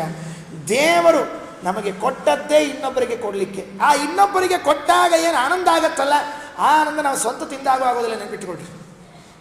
ಸತ್ಯಜ್ಞಾನ ತೀರ್ಥರಲ್ಲಿ ಈ ಗುಣ ಇತ್ತಂತೆ. ಅನೇಕ ಜನರಲ್ಲಿ ಇದೇ ಸ್ವಾಮಿಗಳಲ್ಲಿ ತಕ್ಷಣಕ್ಕೆ ಎದ್ದು ಕಾಣುವಂತಹ ಗುಣ. ಏನಾಯಿತು ಅಂದರೆ, ಮದ್ರಾಸಿನಲ್ಲಿ ಒಂದು ಬಾರಿ ಪೂಜೆ ನಡೀತಾ ಇತ್ತಂತೆ. ಮದ್ರಾಸಿನಲ್ಲಿ ಪೂಜೆ ನಡೀತಾ ಇರುವಾಗ ಈ ಚಿಕ್ಕ ನೈವೇದ್ಯ ಮಾಡ್ತಿರ್ತಾರಲ್ಲ ಅಡುಗೆಯವರು, ಎಲ್ಲ ದೇವರಿಗೆ, ರಾಮದೇವರಿಗೆ ನೈವೇದ್ಯ ತಂದಿಟ್ಟರು. ಸತ್ಯಜ್ಞಾನ ತೀರ್ಥರು ಅಂದರೆ ಸತ್ಯಧ್ಯಾನ ತೀರ್ಥರ ಗುರುಗಳು ತಂದಿಟ್ಟರು ನೈವೇದ್ಯಕ್ಕೆ. ಎಲ್ಲ ಆಯಿತು, ನೈವೇದ್ಯ ಮುಗೀತು, ಊಟಕ್ಕೆ ಕೊಡಬೇಕು. ಮದ್ರಾಸು, ಅದು ವೈಶಾಖ ಮಾಸದಲ್ಲೇನೋ ಅಲ್ಲಿ ಹೋಗಿದ್ರಂತೆ. ವೈಶಾಖ ಮದ್ರಾಸು ತಿಳ್ಕೊಳ್ರಿ ಎಷ್ಟಿರುತ್ತೆ ಬಿಸಿಲು ಅಂಥೇಳಿ, ಎರಡೂ ಅರ್ಥ ಮಾಡಿಕೊಳ್ಳ್ರಿ. ವೈಶಾಖಕ್ಕೂ ಮದ್ರಾಸಕ್ಕೂ, ಮದ್ರಾಸು ಅಂದರೆ = ಬಿಸಿಲು ಅಂತ ಅರ್ಥ. ಅದಕ್ಕೆ ಪ್ರತ್ಯೇಕ ಅಲ್ಲ, ಮದ್ರಾಸ್ = ಬಿಸಿಲು ಅಂತ, ಬಳ್ಳಾರಿ = ಬಿಸಿಲು ಅಂತ ಹೆಂಗದ ಹಂಗೆ ಮದ್ರಾಸ್ = ಬಿಸಿಲು ಅಂತ ಅರ್ಥ. ಅದಕ್ಕೆ ಅಲ್ಲಿ ಪೂಜೆ ಆಯಿತು. ಅವತ್ತೇನು ಅಂದರೆ ದ್ವಾದಶಿ ಪೂಜೆ ಅಂತ. ದ್ವಾದಶಿ ಪೂಜೆ ಆಯಿತು, ಊಟಕ್ಕೆ ಕೂಡಬೇಕು. ದೇವರ ನೈವೇದ್ಯಕ್ಕೆ ಅಂತ ಎಲ್ಲ ಇಟ್ಟುಬಿಟ್ಟಾನ. ಒಂದು ಮರ್ತು ಬಿಟ್ಟಿದ್ದ. ಏನು ಮರ್ತಿದ್ದ ಅಂದರೆ ಕುಡಿಯೋ ನೀರಿನ ತಮ್ಮಿಗೆ ಇಡೋದು ಮರ್ತು ಬಿಟ್ಟಿದ್ದಾರೆ. ಅವ ಏನು ಮಾಡಿದ, ಈ ಚಿಕ್ಕನೇ ಸಾಮಾನ್ಯ ಸ್ವಭಾವ ಏನು, ಹೌರ್ಕ ಸರಿಸಿದ್ರಿ ಸ್ವಾಮಿಗಳು ಬಾಜುಕ್ ಅದನ್ನು ತಮ್ಮಿಗೆ ಹೌರ್ಕೆ ಹಿಂಗೆ ಇಟ್ಟ. ಸ್ವಾಮಿಗಳು ನೋಡಿದ್ರು, ಹೆಂಗೆ ಅಂದ್ಬಿಟ್ರಂತ ಅಷ್ಟು ತೆಗಿ ಅಂದ್ಬಿಟ್ರಂತ. ಯಾಕೆ ಸ್ವಾಮಿ? ರಾಮದೇವ್ರ ನೈವೇದ್ಯ ಆಗಿಲ್ಲ, ನಾನು ನೀರು ಕುಡಿಯೋದಿಲ್ಲ ಅಂದ್ಬಿಟ್ಟು. ಅದು ಏನು ಅಂದರೆ, ಏಕಾದಶಿ ಮದ್ರಾಸ್ನ್ಯಾಗ ಉಪವಾಸ ಮಾಡಿ, ದ್ವಾದಶಿ ಅವರೆಲ್ಲ ಒಪ್ಪತ್ತು ಊಟದವ್ರಿ, 2 ಹೊತ್ತು 3 ಹೊತ್ತು ಹೊತ್ತಿದ್ದಾಗೆಲ್ಲ ತಗೊಂಡು ನಮ್ಮ ಹಂಗೇನಲ್ಲ. ಅದಕ್ಕೆ ಅದಲ್ಲದೆ ದಶಮಿ ದಿವಸ ಒಂಚೂರು ಅನಾನುಕೂಲ ಆಗಿತ್ತು ಮತ್ತದ್ರ ಬೇರೆ.